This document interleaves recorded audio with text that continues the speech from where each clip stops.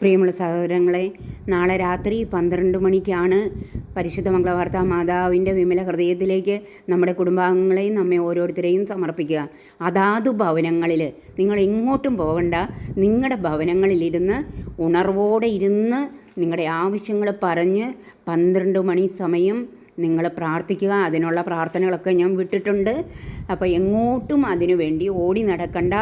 നിങ്ങളുടെ കുടുംബത്തിൽ നിങ്ങളെല്ലാവരും ഉണ്ടായിരിക്കണം, ഉണർന്നിരുന്ന് പ്രാർത്ഥിക്കണം. 2 or 3 പേർ ഒരുമിച്ച് കൂടുന്നിടത്ത് ഞാൻ ഉണ്ടായിരിക്കുമെന്ന ആ വാഗ്ദാനം അനുസരിച്ച് നമ്മൾ സർവേശ്വരൻ്റെ പരിശുദ്ധ മാതാവിനോട് പ്രാർത്ഥിക്കുക.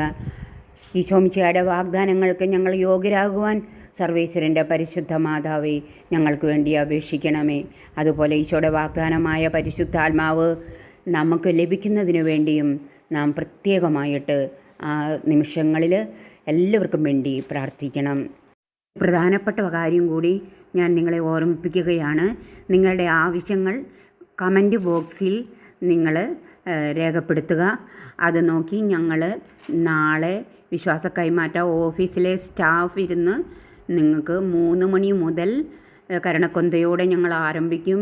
പിറ്റേ ദിവസം 3 മണി വരെ, 25-ാം തീയതി 3 മണി വരെ നിങ്ങൾക്ക് വേണ്ടി ലോകം മുഴുവൻ്റെയും സമാധാനത്തിന് വേണ്ടിയും കുടുംബങ്ങളുടെ സമാധാനത്തിന് വേണ്ടിയും മക്കളുടെ നല്ല ഭാവിക്ക് വേണ്ടിയും കുഞ്ഞുമക്കളുടെ ആധ്യാത്മിക വളർച്ചയ്ക്ക് മാതാപിതാക്കൾ വേണ്ടതെല്ലാം പ്രവർത്തിക്കാൻ വേണ്ടിയിട്ടും ഞങ്ങൾ പ്രത്യേകം പ്രാർത്ഥിക്കുന്നതാണ്.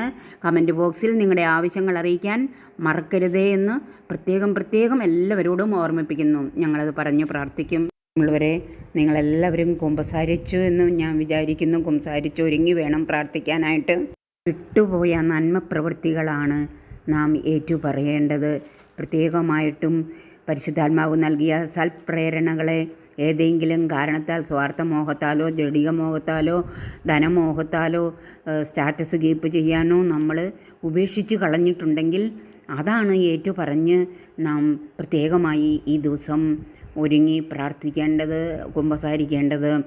അതിന് ഞാൻ ഞായറാഴ്ച തന്നെ ഒരു വീഡിയോ വിട്ടിട്ടുണ്ടായിരുന്നു. അതിൽ കുറേ കാര്യങ്ങൾ നിങ്ങൾക്ക് ഇത് നിർദ്ദേശമായി തന്നിട്ടുണ്ട്. അത് അനുസരിച്ച് നിങ്ങൾക്ക് ഒരുങ്ങാനാവുന്നതാണ്.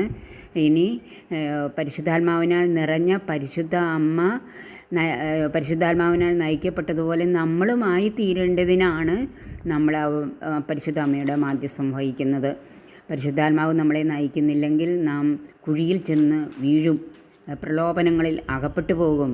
നാം ആഗ്രഹിക്കുന്ന കാര്യങ്ങൾ നമുക്ക് ലഭിക്കുകയില്ല, ഈശോയ്ക്ക് ഒന്നും ചെയ്യാൻ പറ്റുകയില്ല. അതുകൊണ്ട് പ്രിയമുള്ള മക്കളെ ഓർത്തിരിക്കുക.